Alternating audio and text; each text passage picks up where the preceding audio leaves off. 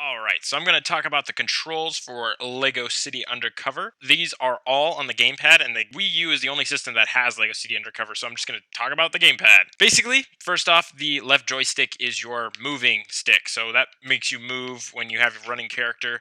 If you have your Y button pressed down to bring up a target for any kind of gun or anything like that, you use the Y stick to move the targeting system.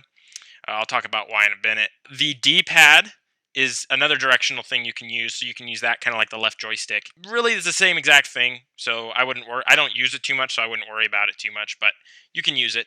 All right, over on the right-hand side, the right joystick actually moves your camera around. One thing that's actually quite interesting that I forgot to mention is I believe the right joystick, or the left joystick, if you push it down, it'll bring up Chase McCain's badge and he'll whistle. I believe that's what it does, if I'm not mistaken. If not, you can press the L trigger on the top. Anyways, back to the right side with the buttons. You start with the Y button. That's your attack button. You fight a lot with that one. And if you tap it, you just do punches. If you hold it down, sometimes you can get a target. Like if you're the cop, you can get a target with a grappling hook. And other suits will give you that same thing. The X button swaps between suits if you hold it down. It's not actually used if you just tap it because you can't swap between just tappable characters. It's not two-player like most LEGO games. This one's actually single-player all the way through.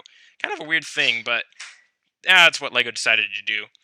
It makes it a fun game anyways, but then the A button is your action button, as A would imply. So you get into any kind of circlet, you have to pull a lever, you have to build something, use A. I think sometimes it'll actually put it underneath like grapple points and stuff like that, but I don't think so. I believe that's why. A is also what you use to handcuff bad guys, and X is used to actually avoid tax, I believe. Yes, if I'm not mistaken, it's X. Also, the A button, I think you use to grab bad guys, if I'm not mistaken, when you get into really high-end combat stuff, which we'll be getting into later in the game. Not much later, but quite a few episodes later. B button is just the jump button. You can press it once to single jump, press it twice to double jump. There's no flying characters in this game, although some of them look like they should be, but there's none. The R trigger is actually used, but I'll explain that later as that'll be kind of its own thing. Left and right trigger, Z triggers, those you can actually swap through Chase McCain's suits faster than if you just press and hold the X button. I like to use that better. Of course, it goes left on the wheel with the ZL button and then right on the wheel with the ZR button. Personally, those are my favorites. I believe if you press down on the right joystick, it probably does the same thing as the R button. I'm not sure of that. Don't quote me on that, but I think that's what it does. Start button, it just shows you the start menu. You can go to extras, resume, options, other stuff like that. The select button, I don't know that it actually has a use in this game. You don't actually have to press the start button to look at the map because the map is actually on the gamepad itself. So you can kind of just like shift it around with your fingers on the gamepad screen, and then you can press and point stuff, or if you hold down objects, it'll actually like keep that object on your navigation. So that's very useful. The gamepad is used for quite a bit of stuff, especially in the beginning when you have Ellie just explaining everything to you. Every once in a while, she'll have you press something, or you have to tap a video feed, or whatever. Most of it that is on the screen is mostly like the videos and stuff like that. Usually you can just look at the TV screen and get it, and that's why I don't have a gamepad screen. There is a lot of stuff where you have to move with the gyroscope and the accelerometer, but most of it is with the buttons and on the TV screen. That's why I'm not showing a gamepad screen. Okay, there is a different configuration for the controls when you are driving. So in order to get into a vehicle, you press X. And then when you're in the vehicle, what I like to do, I think you can press A for acceleration and B for brake. But what I like to do is I like to press the ZR button to go forward and then the ZL button to reverse. Those are the two buttons I like to use, and then you just use the the left joystick to move around.